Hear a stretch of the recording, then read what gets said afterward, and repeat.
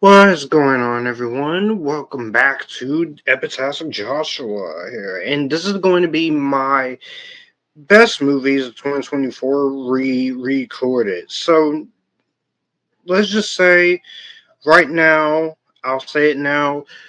I recorded this back in my older location, but when I tried to download the file, I ended up accidentally deleting it. So we're going to do the same thing here again. I'm in a different location, but there are 20 movies in this best of. I won't go too far with it because I don't want to be here for at least 3.5 hours. But I'm gonna speed through a lot of these as best as I can. Some of these I haven't got a chance to review yet. Some of them I did talk about a little bit on Letterboxd, and I need to make a few disclaimers. One, I didn't see every single movie that's considered one of the best or worst of last year. So if there's a movie on here that you saw that I didn't, that is not on this list, I might check it out. This is my own personal subjective list. So if you don't agree with the choices here, please do not get angry. In fact, I'm willing to hear what your top list would be. And if you disagree with any of these choices, fine, but what I'm not going to do is deal with toxicity.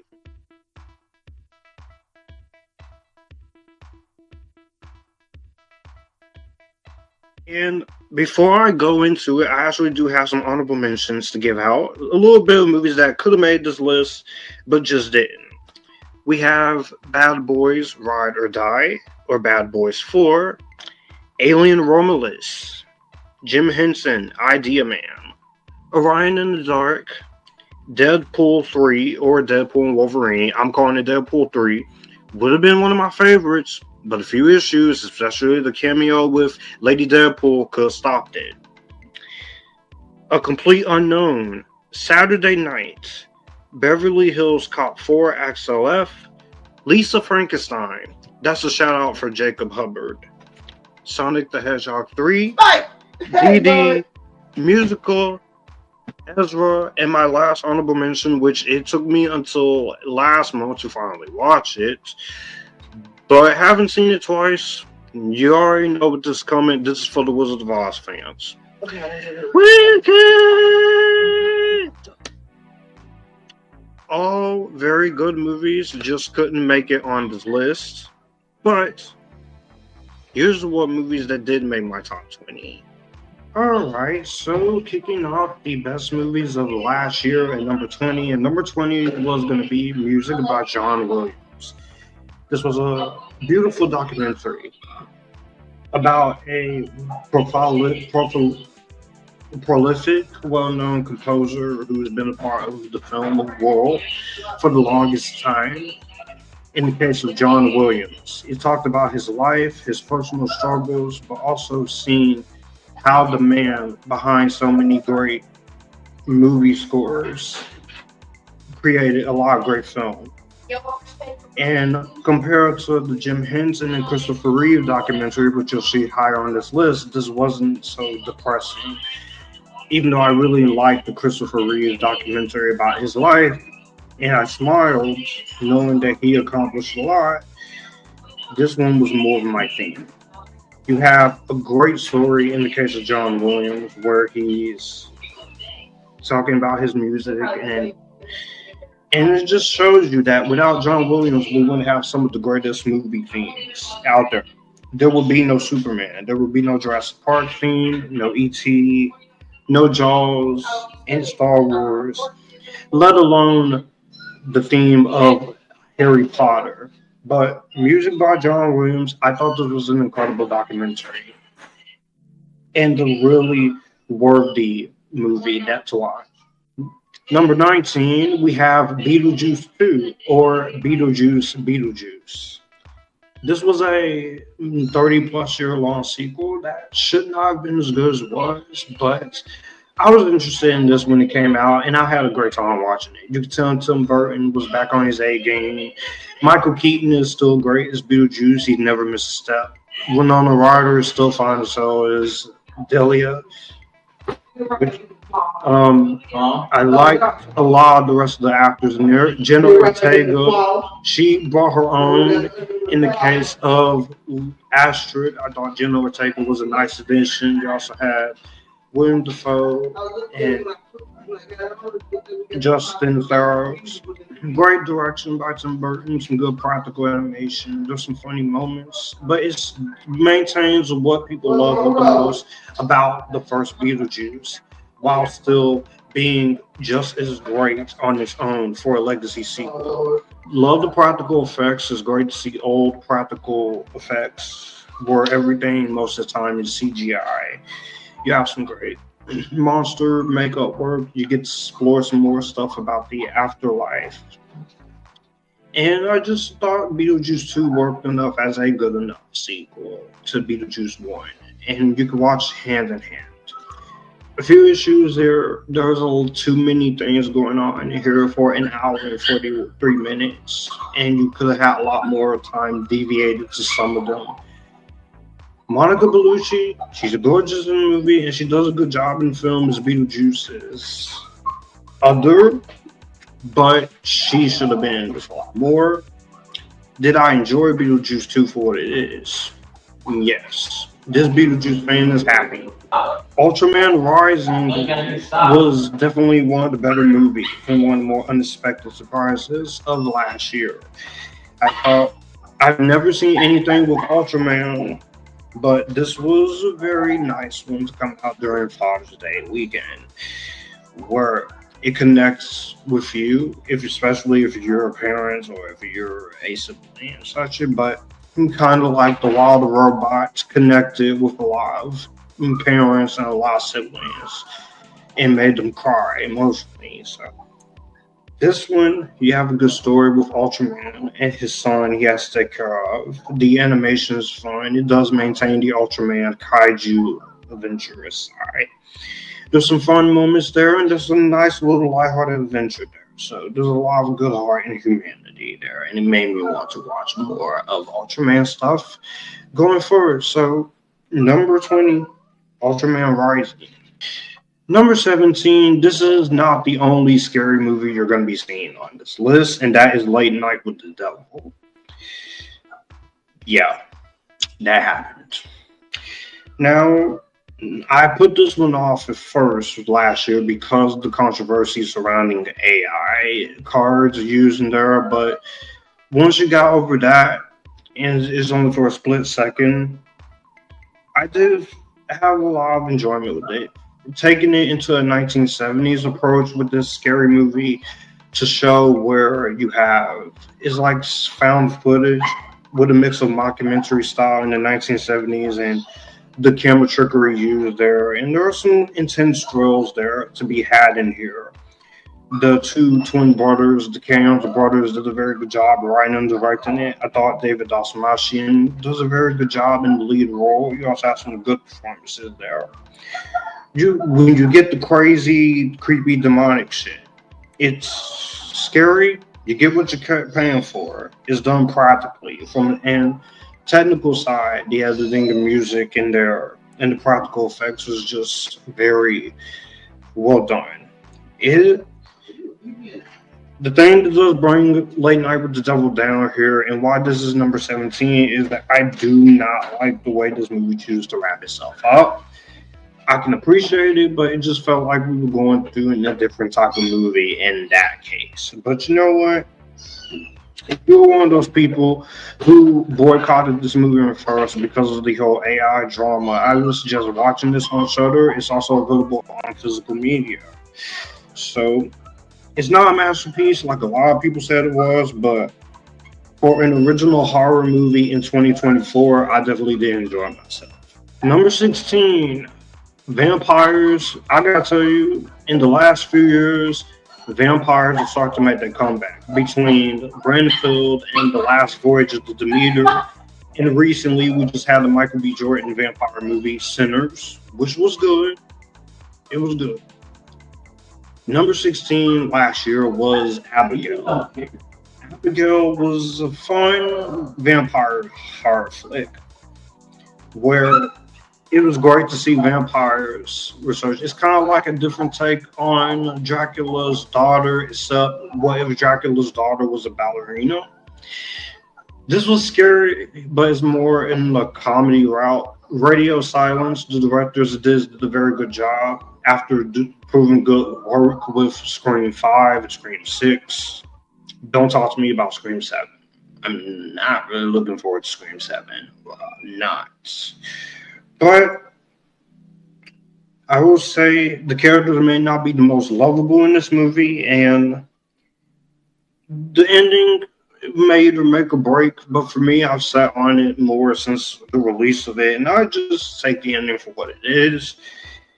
And Dan Stevens, his character, does ham it up once again, just like he did in Godzilla vs. Kong: The New Empire, which we got Godzilla vs. Kong 3 in 2027. This was a nice little vampire horror comedy. It was fascinating to watch. You had very good moments of cinematography. The direction is very strong here. The humor is well placed, but when it gets scary, it's not afraid to go scary when you do get the vampire action. And to the people complaining about this movie and Sinners spoiling the marketing and the reveals of vampires, you should know where you were getting yourself into when you read the premise of those, especially Sinners.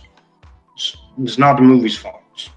It's kind of your own fault because you didn't know what you were getting into. And it does have some nice influences, like Don't Believe and Saw, Ocean's 11, which is just a small group of people. I like the performances in here. You have Melissa Barrera, which, justice for Melissa Barrera, she did not deserve to get fired from Scream 7. Shame on you who thought that. Think that's cool. You have Catherine Newton here in this, Kevin Durant, and this is also one of the last movies for Angus Cloud from Euphoria, who played Fesco, because he shot this before he passed away, and it's kind of sad watching his part, but I will say Abigail was a fun enough adventure. I did enjoy this little horror, intriguing aspect to it. 15 was Hitman. This was a Netflix movie, which this would have done a lot better had this been released in theaters. I've seen this one twice, but it was a fun little action comedy.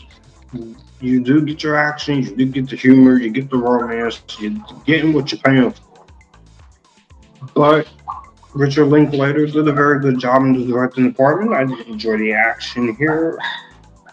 And the fact that your main character has to put on these different personalities while trying to help this woman who is trying to get out this crazy little relation. I'm not really going to give much away when it comes to it, but let's just say chaos ensues in here, and the chaos is fun. Who wouldn't want to hook up with Adria Arjona in this movie, of course? Well, you didn't think I forgot about you, did you? It's probably just a case of the Mondays. Am I right? I want all of you to look at it! I think some people are eavesdropping! Well, how rude of some people! She's great in here. Also lovely. Glenn Powell, I thought was great here. He's came a long way since Spy Kids 3D Game Over. Just some good action, and it was some fun entertaining. Some humor doesn't work. The romance does take a while, and some side characters should have had a lot more to do. But did I enjoy watching Hitman for what it was? I did enjoy Hitman for what it was. And that's why it's number 15.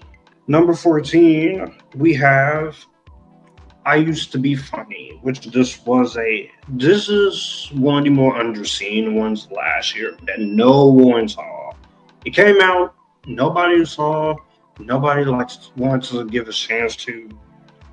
I saw a YouTube friend of mine, he watched this, so I forgot I tried it out, and I'm glad I did, because this was one of the more underappreciated movies last year, with a very good story about a stand-up comedian dealing with PTSD, also dealing with the pressure of having to find this kid she used to babysit for. So I did see this, and I thought it was very fun to watch it, but it went into a subject matter knowing fully well what it was. It's a well-ended film. It's a good balance between drama and comedy, but the humor does bring this one up a lot to balance out its heavy subject matter, because the heavy subject matter is definitely there if you can handle it. Not everyone's going to be able to handle it, but from a script perspective and an editing perspective, and also a character perspective, I did thought that this had a lot more going on than what it should have had. A lot more, and I did quite find myself really liking this one. It's very well directed here. It's very well shot here. You also have a good performance by the lovely Rachel Sennett, which now after watching this movie and the Saturday Night Live movie, immediately I do have a little bit of a fling for. Obviously, let's just put it that way. But she is lovely, so.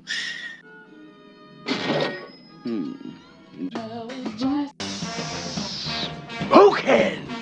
The rest of the cast also did a very strong job, so I quite enjoyed my time watching I Used to Be Funny. Few flaws aside, it was good enough to make number 14. 13th place on the best movies of last year is going to be The Substance. Not a movie for everyone, and that's which is why I put the disclaimer I did in when I reviewed this last year, because it's definitely not a movie for everyone, because it's dealing with some extreme body horror elements, and if you have a weak stomach, some of the gross out imagery is going to gross you out. Try not to eat anything watching this one, unless you can handle it. But the fact that this came out and it made the impact that it did, to where it got nominated at this year's Academy Awards for Best Picture, it walked away with Best Makeup. Even though Demi Moore, she did not take home the Best Actress, we'll get to the movie that took home Best Actress and Best Picture soon enough. I thought The Substance did a very strong job from this French director, Coralie Faget. She did Revenge, which back in 2017, 2018. The fact that The Substance is talking about themes of aging, and it is kind of like a commentary on how you have an aging actress getting older, and then they'll bring the younger actress into place. And it's pretty much The Substance is what's telling about. And we kind of did see that with this year's Academy Awards, but it's not in that type of mean-spirited way with the Academy Awards this year. And it also shows how far a lot of women were willing to go to keep their younger selves, but also delves into some pretty satirical usage of making comments like that. But also, it's a good mix of body horror in there. If Stanley Kubrick and David Cronenberg did a body horror film, some of the imagery is pretty grotesque, but I've watched a lot of scary movies in my 26 years of film life, so I've gotten used to some of the harsher images in scary movies or movies in general at this point. Some good practical effects. Cinematography is crazy, but admirable. I like the score. Love the performances with Demi Moore, which she still is a great actress. Margaret Qualley is pretty cool. Also, Dennis Quaid fills in for the late Ray Liotta, who was going to play the part he's playing here. Again, not a movie for everyone. I would say that, to be honest, and looking to people's face saying that. But you know what? If you want a nice cleansed palate after this, you can watch Wicked. Not everyone, even though some people don't like Wicked, but that movie made a cultural impact. And we got Wicked for good in November. Also, Demi Moore is still gorgeous AF. We'll just leave that right there. Say what? They've seen it all before. And maybe I can help you with that. Number 12, continuing with the scary movie syndrome, we have Nosferatu. Again, I am very happy that vampires is making their comeback because I sure as hell missed the vampire movies in the last decade. Because vampire movies was the king for a while in 2000, such after Blade. Then Twilight came along and made them into a bunch of war puss. Even though I like the Twilight Saga's guilty pleasure a little bit, they're not great movies. Especially Twilight Saga Dune. Don't get me started. Do not fucking get me started on Twilight Saga Dune. That was 2 hours, 10 minutes of boredom. And I reviewed it for you guys last year. You're welcome, my Epictastic Nation. But Nosferatu was a movie I was looking forward to because I like my vampire movies. I like my werewolf movies too, but it's going to take a little while before we get a very good werewolf movie again. The vampires is back to stay between this and, again, Sinners. With Michael B. Jordan is out here making his impact. People are talking about it. But Nosferatu was a great vampire film, and I actually thought it was better than the original film is based off of.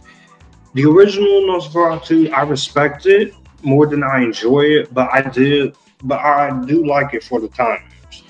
Whereas this version by Robert Eggers, which 4 movies in, I've liked every single one, even though the 2 movies he first did, The Witch and The Lighthouse, did take me a second watch to grow on.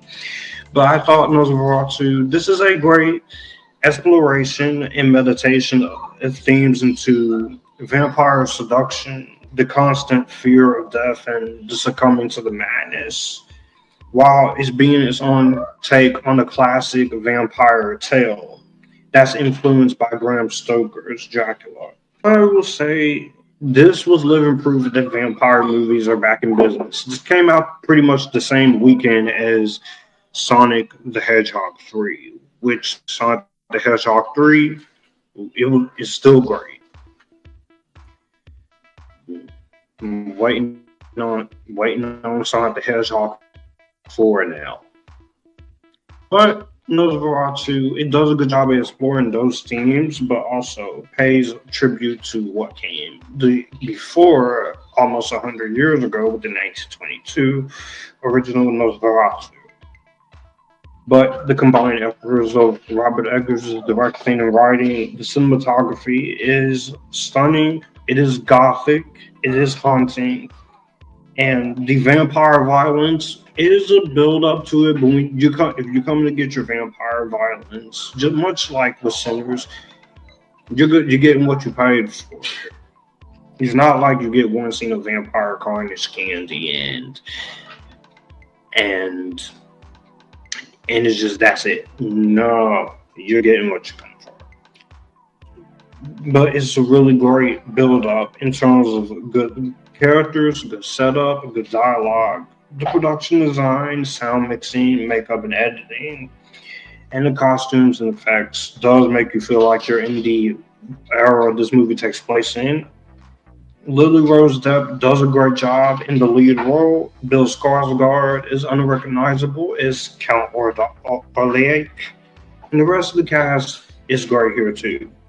And for some people, this isn't going to be too much for them, especially with how bleak this is. But vampire movies usually are supposed to be very sad and heartbreaking and bleak, not always fun and such. If you want fun vampire movies, go watch From Dusk Till Dawn or the Blade trilogy. But I can say with this, aside from some small issues, this did make vampires great again, or scary again. So, Nosferatu, I thank you for that. And for that, you're number 12. Number 11, we have Superman, the Christopher Reeves story. This was a heartbreaking documentary to watch because For one, this is a bit of a sad documentary to watch about Christopher Reeve's life because, for one, it is the original Superman. Two, I have to try not to cry watching this, even though I am pretty sure the new Superman movie, once I see it, I'm going to cry in some parts. Okay. But I will say, as much as I didn't want to watch this or try to run from this was a great documentary. There are moments in this where it's the end of this documentary, but it's still living proof that anyone who grew up with the Christopher Reeve Superman, this is a nice tribute to him and his legacy, to what he did to Superman, but also what he did for people who went through the condition that he did after his horse riding accident, which left him paralyzed, and how he started his own foundation for people who have difficulties trying to walk. But it was a very good documentary. Also, how much he loved his kids and his wife, how he was a family man, how he helped give people with disabilities a future. So there's a lot. It's a nice, loving portrayal of who, for some people, will always be the best Superman, but for me, he is definitely one of the live action Superman that the last guy playing him, which I don't want to go into that until we talk about Man of Steel. But Christopher Reeve, I gotta give credit to him first because he was the one before the legend. It could try a little bit too hard to get you emotional at points, but you know what? This is a documentary that it told his story that needed to be told, and it did its job. Now we get into the top 10 best movies of last year. And number 10 is Kingdom of the Planet of the Apes. You would think that after War of the Planet of the Apes in 2017, it wouldn't get any good, or they would just run out of ideas and hit a dry spell. But no. I've been a fan of this Planet of the Apes franchise for quite a while since I first watched the Mark Wahlberg ones. But I will say when it comes to this Planet of the Apes movie, this had a lot to prove because for one, we're picking off on a great trilogy and an underrated trilogy with Rise of the Planet of the Apes, Dawn of the Planet of the Apes, and the War of the Planet of the Apes. Kingdom of the Planet of the Apes also had to show that it could move on past Caesar, and it definitely does move on past Caesar in a good way, but also never forgets about what this Planet of the Apes franchise has been talking about since its 1968 counterpart. And I thought Kingdom of the Apes, Planet of the Apes, did a good job at being its own movie. The runtime can be a little felt in the first couple minutes, and you could tone it down a little bit and have more of the villain, which has one of the most memeable parts from this movie in the case of What a Wonderful Day. But I thought Kingdom of the Planet of the Apes did a good job at continuing this saga to reboot its franchise of Kingdom of the Planet of the Apes. And I think the way this consent chose to continue to tell that story of the apes is a more admirable part of it. So you couldn't really screw up Kingdom of the Planet of the Apes this bad because it's the Planet of the Apes. The visual effects are still top notch. The fact that we go 300 years after Caesar was very good. Wes Ball does a good job directing. I really like the new character. Owen Teague is a good character as Noah, but I do want to see what more they do with him and more they do with Freya Allen's character. You have Kevin Durant as Proximus Caesar. I wish he was in it more, but I thought he did good. But overall, everyone in the cast was great. It's very well shot. The visual effects are good. This is just another great entry into the Planet of the Apes franchise. For better and for the worst part of this franchise just stuck it out. And so, with that being said, Kingdom of the Planet of the Apes is number 10 because I really did enjoy going back to seeing these apes. Now, I look forward to seeing more of the World of the Planet of the Apes because they just announced there's going to be a sequel. A lot of good stuff I enjoyed last year. See, it wasn't all pessimistic with some of the movie choices. What a wonderful day! Hello everyone, it is Joshua here. So as you are watching the video, this is kind of my reminder to tell you guys if you are the 80.4 to 90 or more, or the 5% returning members who are not subscribed to the channel, please be sure to subscribe to the channel because it does help this channel grow and it does help the algorithm as well. Also, if you're listening on Spotify to any of these reviews or live streams, please be sure to drop the 5-star rating on Spotify, on Epictastic Live Podcast, and comment your thoughts. With that being said, I click you back and enjoy. Number 9, we have Late Bloomers, which this was another movie one of the movies that I saw at least a total of 3 times. This is one of 3 movies that I actually committed to that many times. And it was great. First off, let me just admire the fact that this is a nice little story. It's familiar, of course, but it's very human in what this one chooses to do in this. But it's also has its heart in the right place with a lot of the character moments here. And this should have got a lot more attention than it did because no one, aside from me, no one really gave it a shot. But I did enjoy Late Bloomers for what it is. It's very well directed. I also like the cinematography here. It's a very simple story. You have one of my favorite actresses, especially in terms of redheads. No, not Cheryl from Riverdale. Get out of here. Wait your turn. But in the case of Scottish actress Karen Gillan, who I've liked ever since Guardians of the Galaxy, and also Jumanji and such. So she's very good in this, and we're just gonna play the clips here.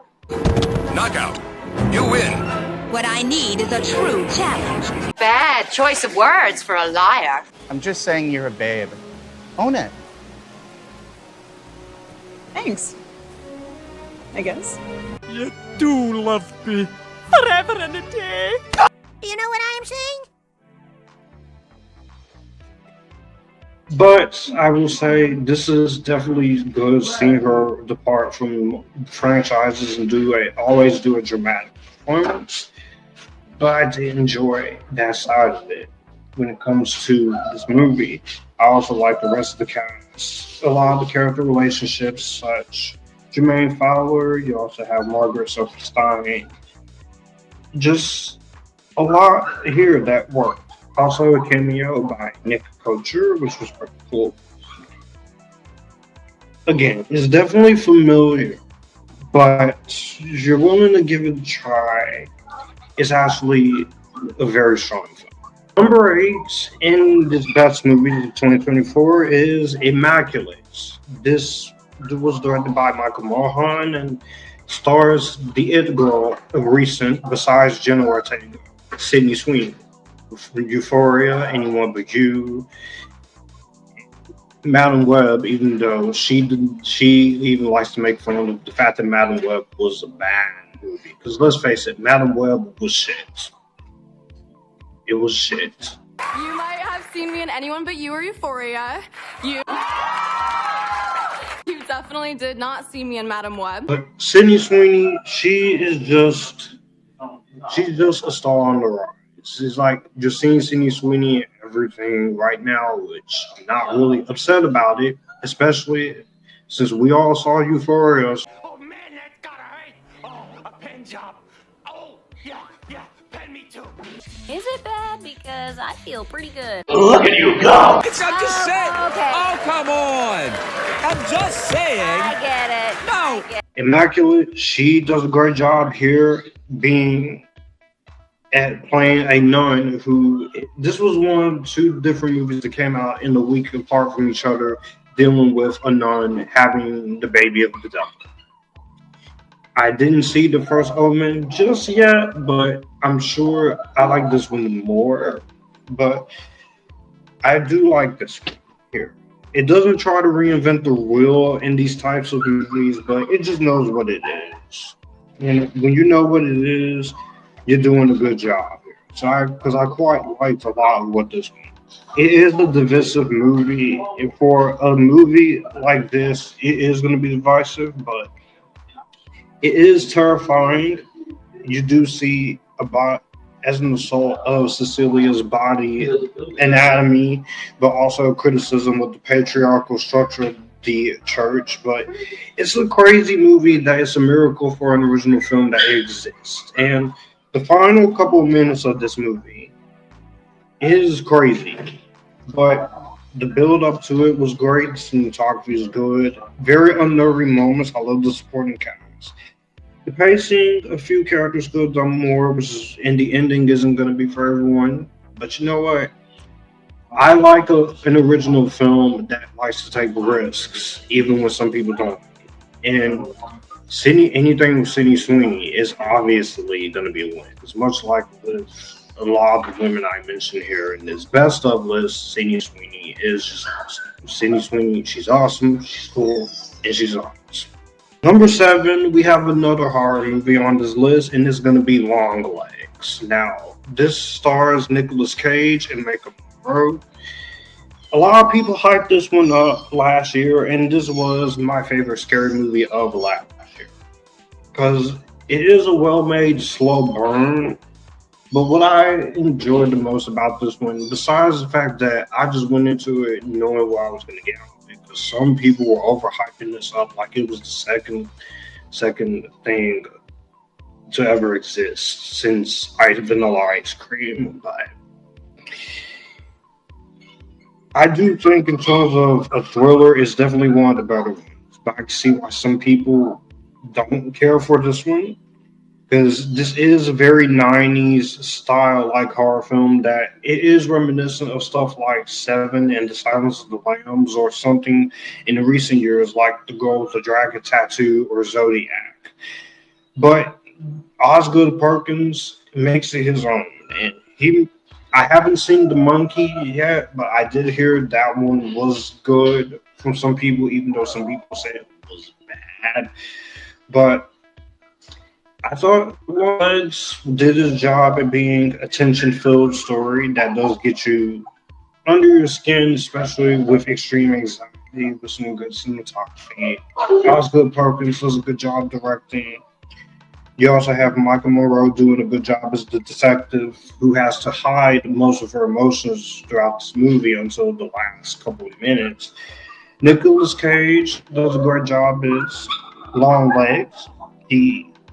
Nicolas Cage is a great actor, even in his not-so-good movies. But he's good here. Blair Underwood, is nice to see him again in a movie. So is Alicia Witt and Kiernan Shipka. This was a very tense film. The sound mixing was very good, but I'll say this right now. It's not going to be for everyone, and you may not like it, but if you're willing to try it and go for what it is as a little horror thriller with a little bit of familiarity to it while being its own thing, you may like Longlegs. It wasn't everyone's favorite movie last year, but it was definitely one of my favorites and the best related horror movie of last year. Number 6, Disney and Pixar strikes again with Inside Out 2. The fact that it took them 10 years to make a sequel to Inside Out, and last year Inside Out 2 is as good as it was. Because the first Inside Out was great, but a lot of us who loved that original Inside Out went into it, we were panicking. It's like, it's just going to be a disappointment. But seeing the trailers and seeing what they were going to do here, bringing in some new emotions like ennui and embarrassment and envy, and also the most talked about one in the case of anxiety. I liked what Inside Out 2 was going for, and I, I just watched it again on digital because I do have the movie on digital, and Inside Out 2 is just a great sequel, and is there's a reason why this came out and made so much money last year, and why so many parents and audiences and even kids connected with this. And there's a reason why Pixar said, we're going to give you the green light. We're not just going to make an Incredibles 3. We're going to give you Inside Out 3. So I'm curious with Inside Out 3, what emotions can they put in? They should put in the love emotion. Even though I don't know how you work that into it, but there's a way you can be. Pixar is always creative with this. Because little kids are connected with this in Sonic the Hedgehog 3 more than the Mufasa movie. We'll see how the Lilo and Stitch movie comes in a couple of weeks. But even though Stitch fans are going to show up, because Stitch fans just cannot go on with their life without seeing that blue little experiment. Inside Out 2 did everything right that a sequel should do. So it delivers a lot. This one hits for me more of the two Inside Out movies because it's touching on the themes of anxiety, and that does get to me. But I do like what this one going for. Delivers on the topics of anxiety. How can you deal? How can you deal with the anxiety here? And also, are we going to have the same friends or are we going to have after high school? But it was still funny as the first movie. Of course, you miss Bill Hader and Mindy Kaling playing the roles of fear and disgust. But I overall thought that it was a welcoming sequel to Inside Out. And Inside Out 2 is hilarious, it's emotional, and for some people, the character of anxiety will be a little bit too much, especially with her repeating certain phrases like, I'm not good enough. But you know what? As someone who deals with anxiety on a regular basis, and it is highly extreme, I can say I related more to the idea of anxiety because it definitely fits there. Amy Poehler and the returning actors did a very good job. Maya Hawke, gorgeous as hell, as anxiety. But she does a very good job with the voice. But a lot of the actors in here did a very strong job. Adela Sopolos, Diane Lane, Lil Lamar, Ayola Debris, Phyllis Smith. The animation is still colorful. It's just a wonderful sequel. I loved Inside Out 2, and I'm very happy we're getting Inside Out 3 because I do want to see more emotions they could put in. Like I said, you could try using the emotion of love as a character, but I don't know if that would work. Maybe some other emotions. But we'll see we'll see how many more they can do if they want to do more Inside Outs. But this is one of Pixar's better franchises. So I very much loved Inside Out 2. It was a great sequel. Kicking it off at number 5 is going to be a little bit of a controversial one on my best of 2024. Another movie that I watched 3 times last December, and it just now released on Criterion. Anora. I know there are some people who just don't like this movie at all.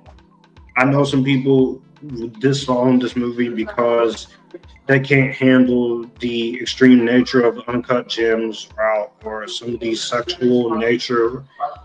And I know some people don't like this movie at all because it's now the winner of the Academy Award for Best Picture. Because if that's your argument, fine. You don't like the movie for those reasons, cool. But to compare this movie to Crash and To Driving Miss Daisy, which Driving Miss Daisy was a worst Best Picture winner. Way worse movie, the worst Best Picture. And the fact that Crash was worse than this. People say Crash was better than Anora. No. This actually has something to say, unlike Crash. While I don't hate Crash, the 2005-2004 movie, which it is a frustrating film. But this one, I enjoyed watching this movie. I thought it was very fun. It's pretty much you take an R-rated take on the Cinderella story, except you replace Cinderella, and what it did was exotic dancers in the case of Anora, because in the case of this is a darker take. It's like if you take a Cinderella story, a little bit of Showgirls, if Showgirls was a good movie, and also Pretty Woman, but blend it into a blender without ripping it off and making it your own. But the main character is, of course, Anora. Because I was interested in this because I wanted to see what the fuss was about, but then I saw all the good praise for it and people saying Mikey Madison could get an Oscar nomination, which, spoiler alert, she did win the Academy Award for Best Actress. Some people will disagree, that's cool, but I would have been happy either way with her or Demi Moore taking the Best Actress home. But Anora, this is a great one. Not everyone is going to agree with this. But at least it wasn't Emilia Perez, because Emilia Perez, I heard about that movie. The way that movie just disrespected the LGBTQ community and the Mexican communities. Deserves every piece of backlash it deserves. Whereas this is not for everybody, but I enjoyed this a lot more. Like Mikey Madison, definitely her best role in this is Anora. She commits to this. Absolutely, she's great, but I think people need to, especially a certain person on Instagram, which I'm not going to say his name here, you need to stop calling out Mikey Madison and calling her the C word or the W word for playing a sex worker. It's the freaking character. She's an exotic dancer from Brooklyn with a Brooklyn accent. I thought she's great in the role. She's very sensual, but also very funny, very emotional at times. Can definitely push people's buttons, and she may not be the most likable character, but I thought Mikey Madison did a very good job. Also, moments in this movie where there's a moment where she's doing a dance in the beginning of this movie, 18 minutes in, that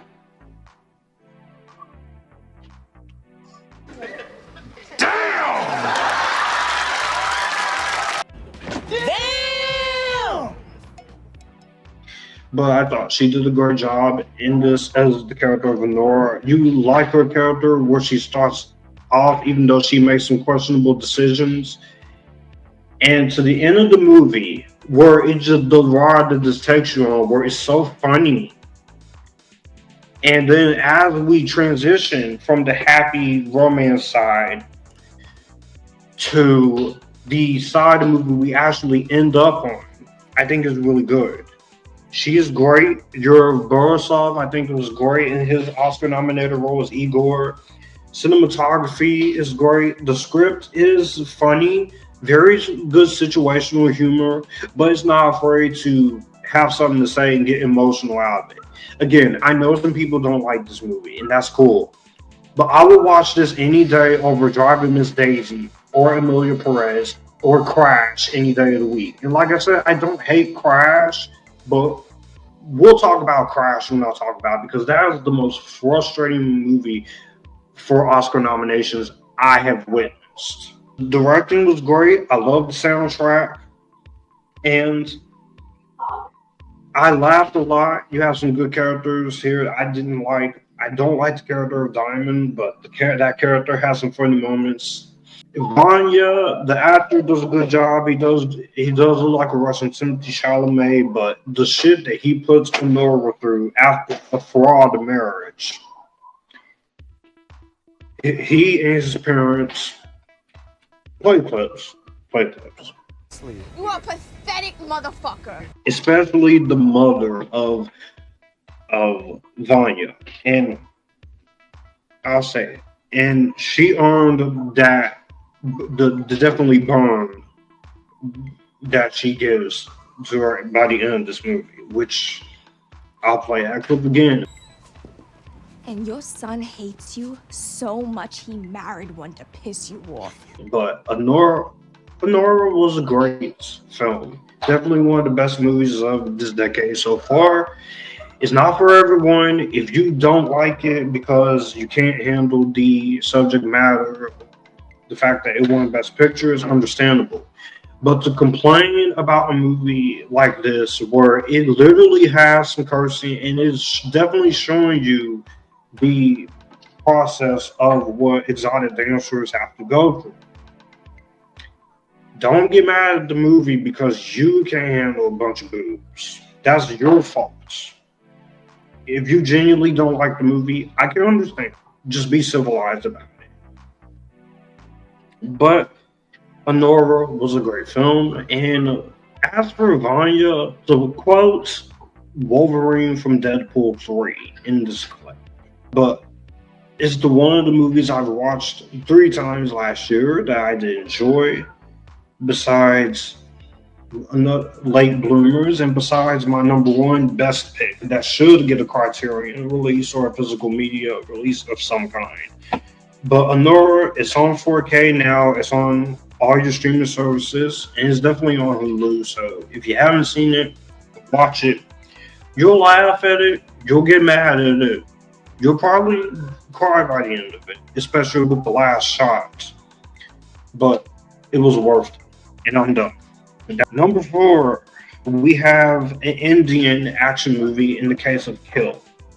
This was brutal but intense Indian action film. Of course, there are subtitles here, but it's an idea that has been done before, but this was the most chaotic, crazy action film I saw all last year. It's a great Indian action film, and the fact that we're taking it and remaking it for America makes me question how good you're going to do it. Because how good are you going to do it compared to the Indian version? But the first 45 minutes, this is brutal. It's badass. It starts off standard and somewhat tame, but as you start to see what the main character holds back, who is played by, don't want to butcher his name, so I'll say it here, Laksha Lawani. When you see what his character has been holding in and what he's fighting to get to, which he's trying to stop some kind of weird marriage with his own girlfriend, is pretty badass. It's bloody, it's brutal. The action and the kills is crazy, and the second half of the movie is very chaotic. I love, we all know it. I love my action movies. I love my superhero stuff. I love my fantasy films. But this just satisfies an action hero's little adrenaline rush. And it shows that other countries like India or Asia or Scotland or the UK or even Africa can make their own little action movie like this and make it their own, especially for the action. And sometimes other countries do it better than the US because we don't have to overdo our budget sometimes. The villain, of course, is great. The love interest is very pretty. Indian woman, of course. Action is great. And it's just a nice mix of drama, crime, and action and thriller. So I have fun talking with this one. It's a brutal, badass little action film. You have a lightly bruising and PG-13 love story that erupts into that hardcore trademark carnage candy. I was more than happy with what this one has. Kill, definitely number 4 for a reason. I fucking love this film movie. Hello everyone, it is Joshua here. So as you are watching the video, this is kind of my reminder to tell you guys if you are the 80.4 to 90 or more, or the 5% returning members who are not subscribed to the channel, please be sure to subscribe to the channel because it does help this channel grow and it does help the algorithm as well. Also, if you're listening on Spotify to any of these reviews or live streams, please be sure to drop the 5-star rating on Spotify, on Epictastic Live Podcast, and comment your thoughts. With that being said, I click you back and enjoy the video. Dune Part 2. I'm very happy we're getting Dune Messiah, and it better get some damn Academy Award nominations and take home some when that movie comes out. Or rewatch. Come on. Villeneuve has been robbed long enough. Give him his due. If Christopher Nolan can get it, Villeneuve needs to get his best director for Dune Messiah. But Dune Part 2 is everything I wanted to see out of the first movie. And considering the fact that the first movie was so good and it built up to something incredible, you couldn't fuck this up. I've never read the books, so I don't know how loyal this is to the source material, but me loving this movie as much as I do, this is why I love sci-fi and fantasy. This is why fantasy is my favorite genre of film, because you get to just go to these worlds you never go. Whether it's this, the world of Arrakis, the world of Middle Earth, the world of Harry Potter, which has been with me since I've been a kid, with the movies and the books, the Land of Oz with Wicked, so many worlds, Game of Thrones, stuff like this. When I see fantasy movies like this, it makes me look at some of the bad fantasy movies like, how are you not doing it as good as this? Even with Star Wars, as much as I hate the toxic fandom as a casual fan, I look at some of the bad fantasy sci-fi movies. I'm like, you should be doing it just as good as Dune or Lord of the Rings, Harry Potter. And this is this decade's Lord of the Rings. Villeneuve kicked that ass again and whooped that ass and took his names again. Timothée Chalamet, Rebecca Ferguson, Zendaya, Lea Seydoux, even though I wish she was in it more. Florence, even though I'm very hit and miss on her. Austin Butler, Josh Brolin, Charlotte Rampling, Dave Bautista. Everyone came to play. And plus, even with all the crazy, weird stuff Lady Jessica is, Rebecca Ferguson, she can still get it. But she's awesome. And she's still gorgeous as hell. Well, you didn't think I forgot about you, did you? It's probably just a case of the Mondays. Am I right? I want all of you to look at it! I think some people are eavesdropping. Well, how rude of some people! All the women in this series so far are wonderful. But Villeneuve, this isn't just another sci-fi movie. This is art for the sci-fi geeks. The fact that Villeneuve is so passionate about the world of Dune since he was a teenager, and he will fight to make sure this franchise gets to see its due, is amazing. Yes, I wanted more of Lea Seydoux, but we're probably going to get more in the third movie.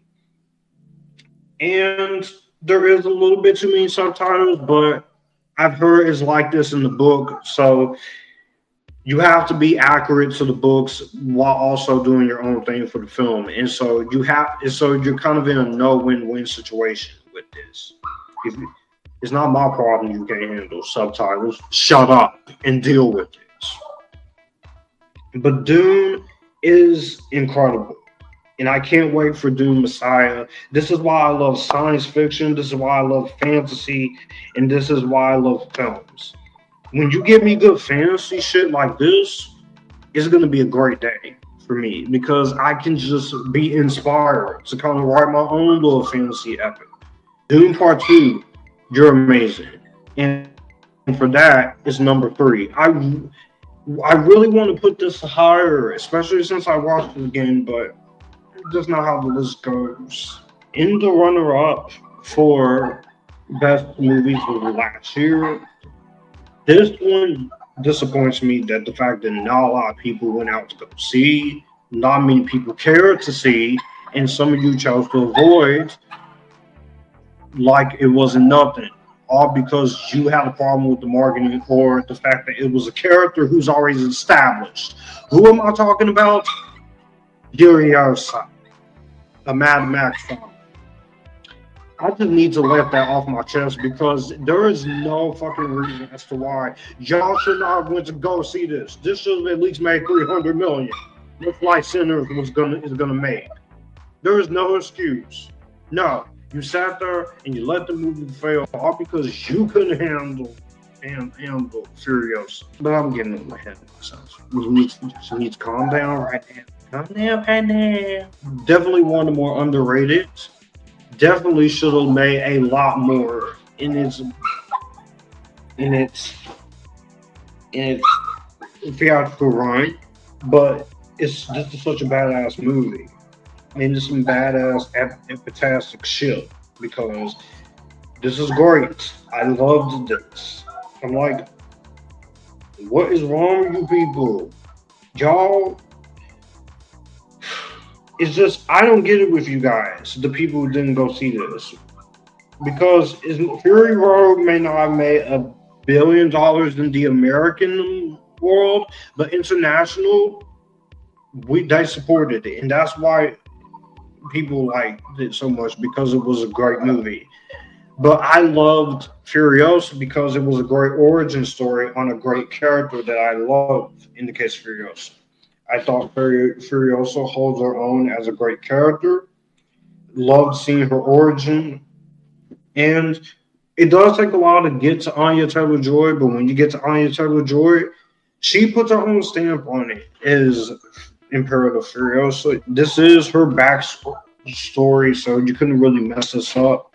Ayla Brown, who also played Maria in Sonic the Hedgehog 3, she did a very good job here. Chris Hemsworth, he's very over the top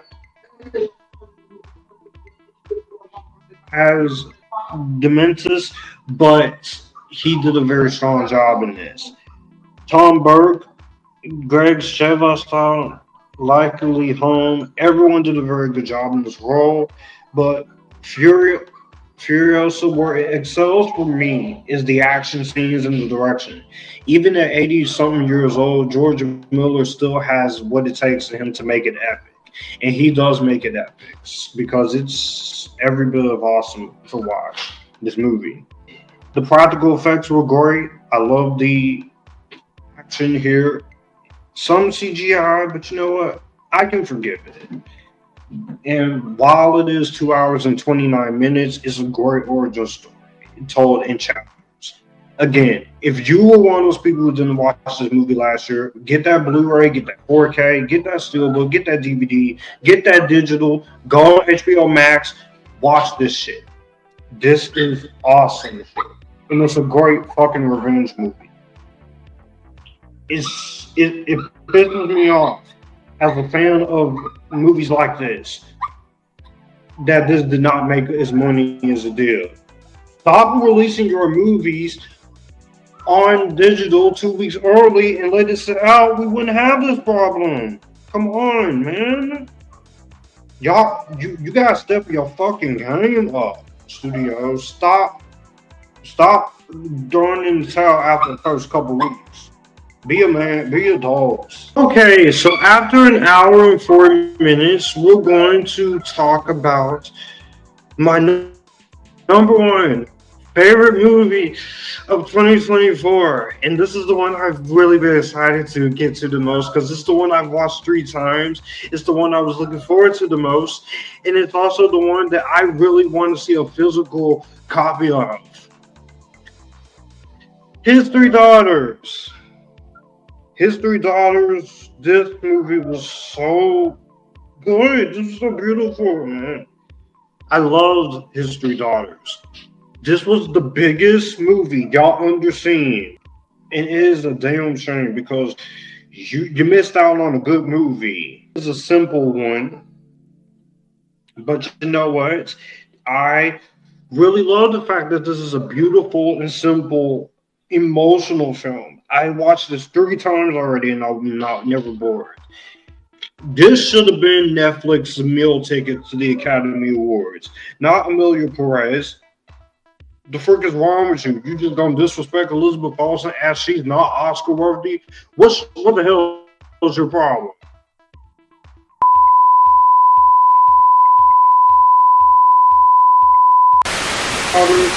Such a beautiful story about 3 different sisters having to come together at the time of need, having to deal with the passing and the unfortunate inevitability of losing their dad.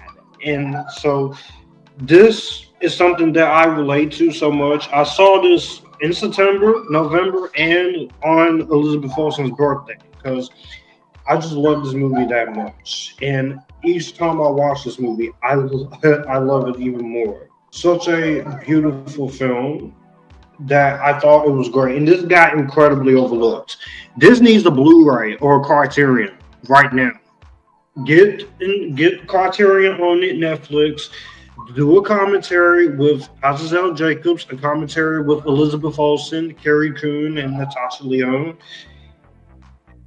Great job of directing and writing. I love the characters. Were 3 family dynamics going against their own clashing individualities while also dealing with the inevitability of losing their loved one in case of their father. I thought this was a beautiful story. It was emotional. It was heartfelt, but also relatable as a sibling, which is I'm the only boy, of course. But I can relate to this story because this is something that we all inevitably have to go through eventually. And I also loved the cinematography in here. The acting was very good. The character moments in this, there's some great character moments in here that I thought worked for me. And by the time it was over, you get some good comedy, but also it's a drama first. But it's just a wonderful story with 3 great performances. Natasha Lyonne, Carrie Coon, and always the lovely Elizabeth Olsen, which anything that woman does, I'm watching because she's my favorite actress of all time, and she's just so lovely to watch. Say what? I'm not saying it's the easy movie to watch at times because you are dealing with something like this, but I just thought the way this movie chooses to handle itself, I thought was actually very well done. And this is an incredible film that it really did its job. His 3 Daughters, I really enjoyed. I watched this movie again. Definitely one of my favorites of the decade so far, and it is, for me, my favorite movie of 2024. So, that being said, that's going to be my best movies of 2024. I know there was a lot of movies that people consider some of the best I didn't check out, like The Fall Guy and such. It's just, I can't put off this list any longer than I already have. But for some of the movies I never got a chance to review, you'll either get a review right up, or you can go on my Letterboxd to see what I think of them. I'll update the ones that I've seen. Or you can just ask me in person about this, and I'll tell you what I think. But let me know in the comment section down below what you guys think of my best movies of 2024. Did you like the list? Do you not like it? And as always, stay epictastic, acknowledge me, join the Epictasticness, and you guys keep it cool as always. And I'll see you guys in the next video. Well, that's going to do it for the video that you just watched. If you want to see more, my channel icon is up here. If you want to see more content from me, all my social medias are right here in this end card. I will also leave a playlist and a video here for you to see what the channel is about. As always, acknowledge me, stay epictastic, join the Epictasticness, and you guys keep it cool.